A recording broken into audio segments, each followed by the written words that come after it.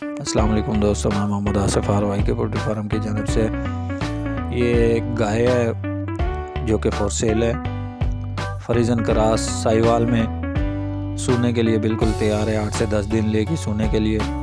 माशाल्लाह बहुत ही अच्छी क्वालिटी की अच्छी चीज़, ज़बरदस्त है और बेहतरीन, हर चीज़ की हर किस्म की गारंटी के साथ। एक और गाय है जो कि इसके साथ में वीडियो लगाई हुई है, वो चोलिस्तानी फ्रीजन क्रास में है। वो 8 महीने की गब्बन है। फॉर सेल हैं दोनों। जिस दोस्त को चाहिए हमसे रब्ता कर सकता है। डिस्क्रिप्शन में मेरा नंबर मौजूद है।